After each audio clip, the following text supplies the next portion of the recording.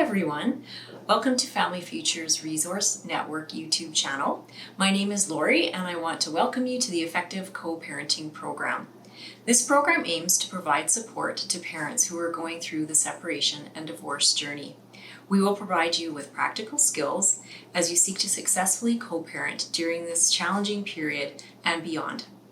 We will give you helpful strategies and resources in communicating with your co-parent in order to assist you as you guide your children through this life change.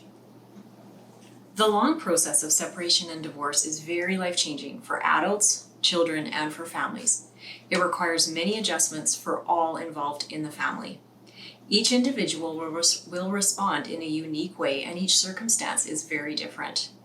Time, patience, and strength are required to move through this challenging time towards a place of acceptance and comfort.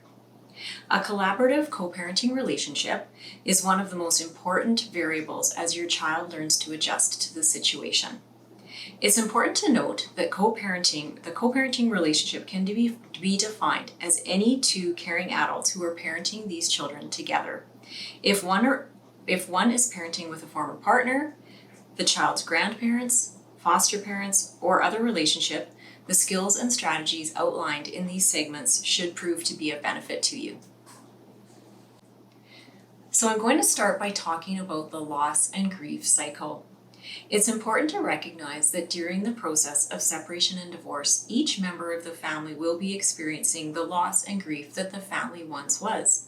This loss is not just about the intact family, it's also about the loss of dreams and of hopes and of aspirations associated with the couple and of the family. These are actually known as secondary losses, and you may be experiencing these and noticing these as we speak. The loss and grief cycle is depicted as a cycle because loss is a process. It's not a straight line from one point to the next, and the process may come and go each time an event triggers the feelings.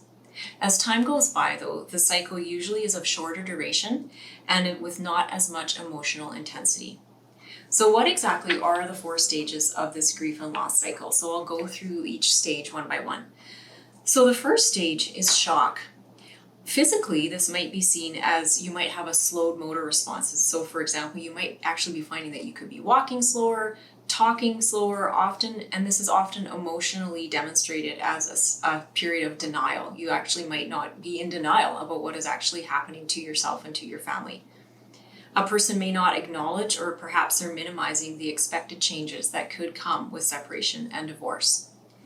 The second stage is called anguish. And physically, this could be demonstrated as a person is almost like they're immobilized. So for example, they don't really know what to do, and they can't seem to be able to do it. They can't mobilize themselves into action. Emotionally, this stage could be demonstrated as feeling some anger, perhaps some deep hurt, perhaps fear, guilt, or even possibly depression, so feeling a bit sad. So that's the second stage. The third stage is called detachment. Physically, this can be seen as not really participating in decisions. A person may not remember many details. This could be actually seen as brain fog. You may be experiencing some of that. You may find that you're not very punctual, and you might have the ability to not really follow through on agreements. So you feel actually just quite detached from things that are happening around you, from events. Emotionally, in this phase, you could find yourself feeling quite emotionally numb, quite hopeless, actually maybe not feeling like you have any feelings at all. And depression can also be a factor in this stage as well. And I would say also sad. And that might be demonstrated as maybe you feel like you're crying a lot, crying bouts, and you might have a lot of your emotions kind of going up and down a little bit. And the last stage is what we call re-engagement. So physically, this might be seen as the person might become more energized. Suddenly you want to get things settled. You want to participate again in your own life and in your child's life and in your routines. You may want to revisit. There might be suddenly like an ability to revisit previously settled agreements, such as access, education, and etc. Often emotionally, this could be demonstrated as you're feeling a bit more articulate in the things that you say, with, for example, feelings of anger, feelings of hurt, feelings of guilt. And then you also might lean towards finally some feelings of acceptance, which can be feel good at that phase for sure. So again, I just want to remind you for parents, that there's no specific order necessarily to these stages of grief and loss, and it's definitely not linear. I have heard with grief that it's not something that you get over, it's something that you have to work through. And a person's reaction to grief and loss is very unique and very individual. And it's good to just know that as you move forward and moving with the different members of your family, and particularly that you allow your children to acknowledge and express the feelings that they might be having, depending on which stage they're in. And it's also good to know too, that as children grow and they enter different phases of their development, that may reactivate some of the stages of their grief and of their loss. And again, I do want to mention, I know that when I went through those different phases, I mentioned that there are some physical symptoms or signs that you may be actually in those different stages of grief, and that's very normal. However, you should definitely seek some medical attention if you find that there are some physical symptoms which are ongoing that you think need to be taken a look at. All right, so I was just hoping to switch gears now, and we're going to talk about parenting goals. So sometimes when we're going through these difficult phases in our life, it's helpful to set goals for yourself. Like I say, especially when you are going through a tough time or when your children are going through a tough time as well. We can model healthy goal setting for our children by engaging in this process for ourselves. So it's a good idea to start by setting realistic goals. So for example, an unrealistic goal for yourself might look something like, I'm never going to argue with my co-parent. You might want to move yourself to a more realistic goal, which could be, I will use the tools I learned to be a better parent for my child.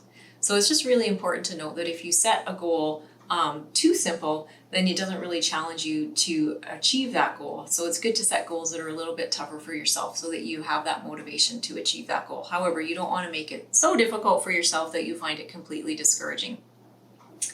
So some other ideas for goals for adults to heal from the experience of separation and divorce would be to let go of the past, including your dreams, hopes, and aspirations you once had for your family as it was in the past, as you knew it before you went through the separation and divorce. So it might be a good time to make new ones, make some new dreams and hopes and aspirations for your new family unit as it looks right now. A second goal that would be helpful would be to make peace with your new reality of your life. What does your life look like now? And just trying to come to terms and come to peace with what that is right now. And then a third good goal that you might want is to understand and accept that your co-parent may not be in your influence and your control. So that's something that you might learn. You have to learn to live with that, right? So we're going to be talking more about some skills and strategies to communicate with your co-parent as we move forward. So, and I'm moving back to goals. These can be often traits we find of hopeful people, is that they do set goals for themselves. So they set long-term goals and they set short-term goals for themselves. And hopeful people, traits of hopeful people, they've also found that they tend to also set ways to reach these goals. And then they also have a plan or a pathway to how to get to these goals, but also to seek alternative routes if for some reason they can't achieve their goal in a certain way. They'll plan out alternate ways to reach their goal. So those have been found to be traits of hopeful people. So once you've tried this for yourself, if you're in a place where you feel like you can set some goals for yourself, that's awesome. Then that's great, because you can then see if you can help your children. See if they have any goals that they would like to set, and then you can help them to find ways to achieve their goals as well. So this is a really healthy thing that you can do with your children together, is setting goals, and that might help you as you work through the stages of adjusting to your new life.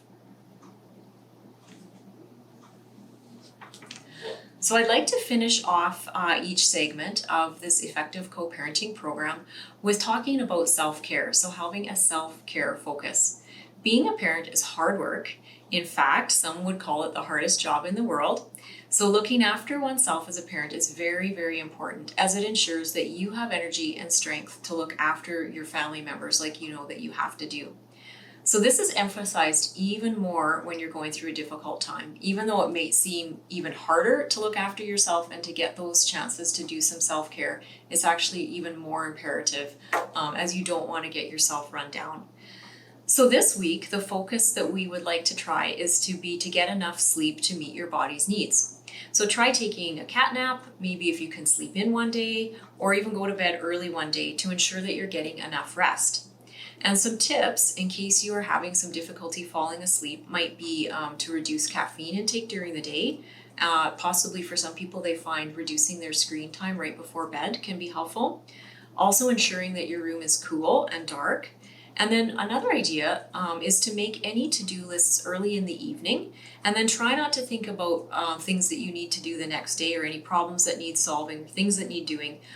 Just make that list and then kind of put it away for the evening, and then you don't have to have your mind and your brain like busy worrying and thinking about those things. And then another thing is that you can use positive images when you're relaxing and trying to fall asleep at night. Sometimes it helps to use some guided meditations. People find that to be quite helpful, and different positive images as you help yourself to relax and sleep well. As well, you can try some apps that people have tried, things like Calm, Headspace. Those ones are some good ones if you're trying to fall asleep.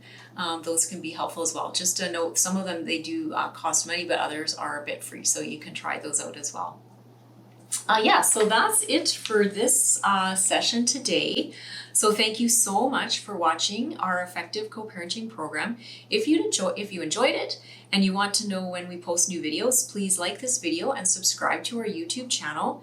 As well, if you are interested in attending our 6-week effective co-parenting program, please keep an eye on our website at www.familyfutures.ca, and we will have it listed there when we will next be hosting our 6-week program. So thank you again, and I hope you have a great day and stay safe.